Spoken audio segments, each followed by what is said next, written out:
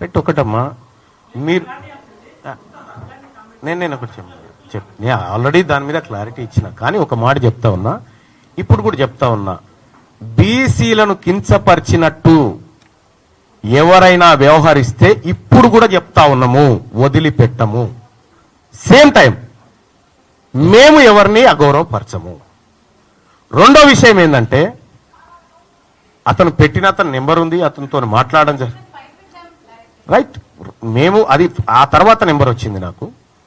రెండో విషయం ఏంటంటే, బీసీలందరినీ మాట్లాడినటువంటి సందర్భంలో మేము మాట్లాడడం జరిగింది. మేము మాట్లాడింది కరెక్టే అని మీరు అనుకుంటే మేము దాన్ని వ్యతిరేకిస్తాం. ఎందుకు రాజీనామా బాస? నేను మాట్లాడాల్సింది చాలా ఉంది ఇక మండల్లో.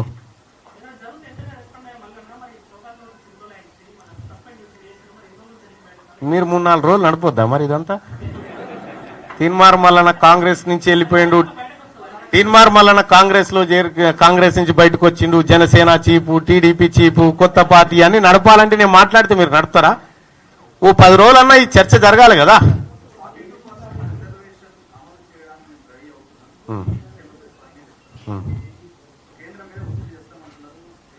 ఒత్తిడి ఏం లేదు, ఎందుకంటే ఇప్పుడు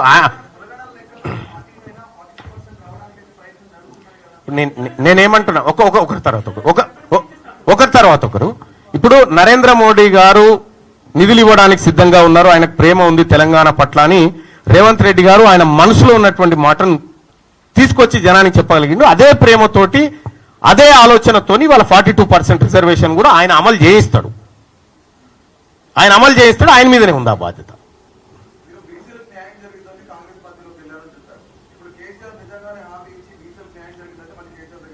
ఒక విషయం చెప్తా ఉన్నా, మాదే ఉయ్యాలనా ఈయన దాని తాడికి ఆయన దాన్ని తీడు కురికేయడానికి? మేము క్లియర్ గా చెప్తా ఉన్నాం, మేము ఎవరిని మా భుజాల మీద ఎక్కించి తింపుకోవడానికి సిద్ధంగా లేము.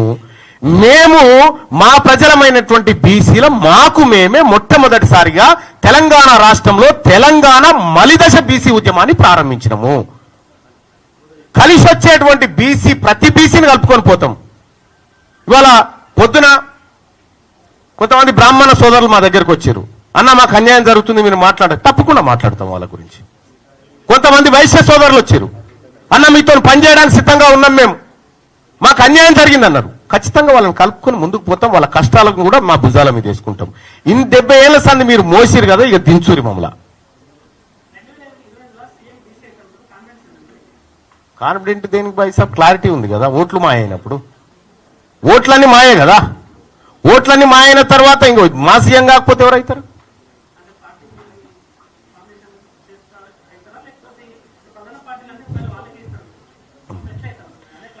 బీసీల కోసం ఒక వేదిక రావాల్సిందే, అది అప్రాప్రియేట్ టైంలో ఖచ్చితంగా ఈ వర్గాల నుంచి వస్తుంది. అప్పటి వరకు మేము బీసీలను చైతన్యవంతం చేసి ముందుకు తీసుకుపోవడం మా బాధ్యత.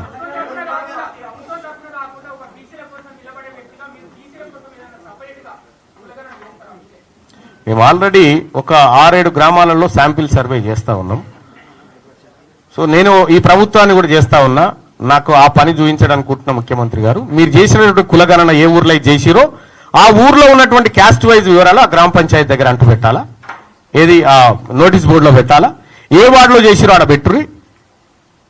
ఇప్పుడు తెలంగాణ రాష్ట్ర అసెంబ్లీ ముంగట కులగణన పూర్తి వివరాలు క్యాస్ట్లతో సహా గ్రామాలు వార్డుల వారీగా సభ ముందు పెడితే మా సర్వే పెద్దగా ఎక్కర ఉండదు. అది పెట్టిన తర్వాత అసలు వ్యవహారం స్టార్ట్ అవుతుంది. అంటే తీసుకురాలేదు దాన్ని, వాస్తవంగా అప్పట్లో అనుకున్నటువంటి కార్యక్రమం కానీ తీసుకురాలేదు. నిజంగా ఆ అవసరాలు ఉంటాయా తెలంగాణ బీసీ ఉద్యమానికి అనేది భవిష్యత్తులో ఆలోచించి చెప్తాం.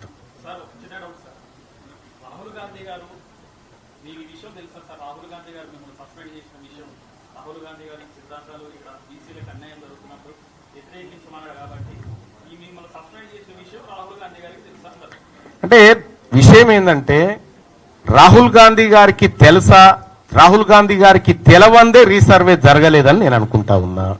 ఇక్కడ రీసర్వే జరగడానికి మేము ఇచ్చినటువంటి నివేదిక, నేను పోయి చర్చించినటువంటి అంశాలు ప్రధానంగా కొంత కారణమైనవి. ఒక సాహిత్యకమైనటువంటి డాటాతో పోయి ఇగో ఇది జరిగిన విషయం అని చెప్పిన తర్వాత రీసర్వేకు ఏదో ఆదేశించిన తర్వాత కొద్దిమంది ఇంటలెక్చువల్ తోని రాహుల్ గాంధీ గారే స్వయంగా ఇక్కడ కమిటీ వేసుకున్నాడు ఇక్కడ జరిగిన వ్యవహారం పైన. ఈడబ్ల్యూఎస్ రద్దు చేస్తే 42% రిజర్వేషన్ అమలు చేస్తే మళ్ళీ కాంగ్రెస్ పార్టీలో పోయే అవకాశాలు ఉన్నాయా? కాంగ్రెస్ పార్టీ నా ఇంటికాడికి వచ్చినప్పుడు ఆలోచిస్తుంది.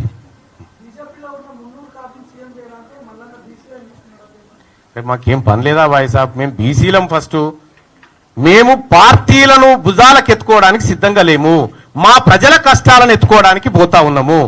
మా ప్రజలను వాళ్ళకున్నటువంటి ఏవైతే హక్కులునే వాటిని కాపాడడానికి పోతా ఉన్నాము. BJP Bharatiya Janata party BC సీఎంని చేస్తా అంటే మేము ఎందుకు వద్దంటాం? కాంగ్రెస్ పార్టీ రేవంత్ రెడ్డి గారు దిగి రేపు పొద్దుగాల బీసీని పెడతామంటే మేము ఎందుకు వద్దంటాం భాయ్ సాబ్?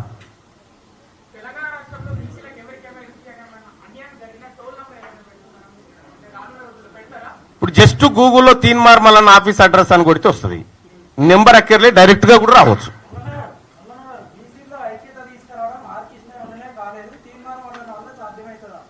ఇప్పుడు నేను ఒకటి ఏం చెప్తా ఉన్నా, తీన్మార్ మల్లన్న వల్ల ఏం సాధ్యమవుతుంది ఏం కథ అనేది ఇవాళ సమాజం చూస్తా ఉంది. ఆర్ కృష్ణయ్య గారు సరే ఆయన స్థాయిలో ఆయన ప్రయత్నాలు చేసుకుంటూ వచ్చిండు. ఈ బీసీ పిల్లలకు స్కాలర్షిప్లు కావాలని, బీసీ పిల్లలకు రియంబర్స్మెంట్లు కావాలని ఆయన ప్రయత్నాలు ఆయన చేసుకుంటూ వచ్చిండు.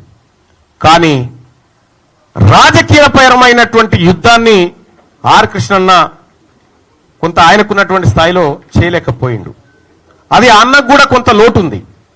ఆ లోటుని మేమందరం కూడా ఖచ్చితంగా భర్తీ చేస్తాం. ఇవాళ బీసీలలో వచ్చినటువంటి చైతన్యమే, బీసీలలో వచ్చినటువంటి మార్పే ఇవాళ ఎమ్మెల్సీ ఎన్నికల ఫలితాలు మన కళ్ళ ముంగడ కనిపిస్తా ఉన్నాయి.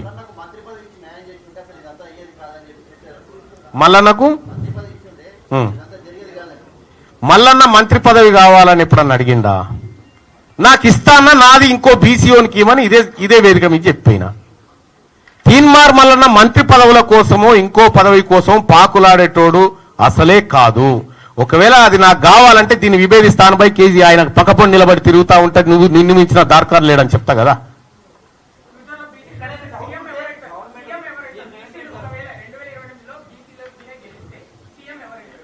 బీసీలు అవుతారు. ఇప్పుడు కాదా, ఎలక్షనే రాలే, ఎన్నికలే కాలే. నేనేమంటున్నా బాయ్ సాబ్, ఏమిటికేం లేదు. ఇప్పుడు పిల్ల పుట్టక ముందుకే కుల్ల గుచ్చినట్టుగా ఇవి బీసీ ముఖ్యమంత్రి ఏంది, ఆయన పేరేంది అన్నాడు కూడా అది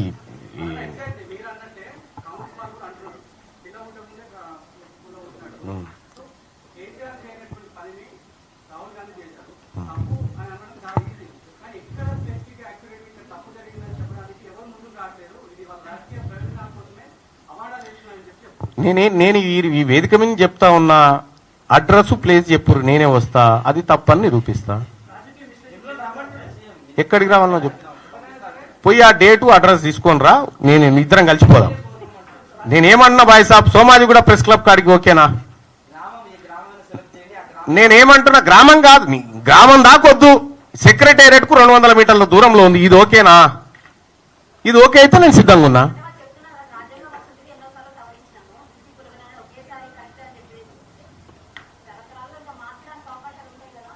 అంటే ఇప్పుడు నేనేమంటున్నా, తెలంగాణ రాష్ట్రంలో తప్పిపోయిన బీసీ జనాభా సమాధులు ఎక్కడున్నాయని అడిగిన నేను.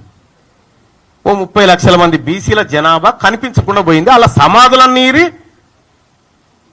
వాళ్ళ డెత్ సర్టిఫికేట్లను చూపిరి.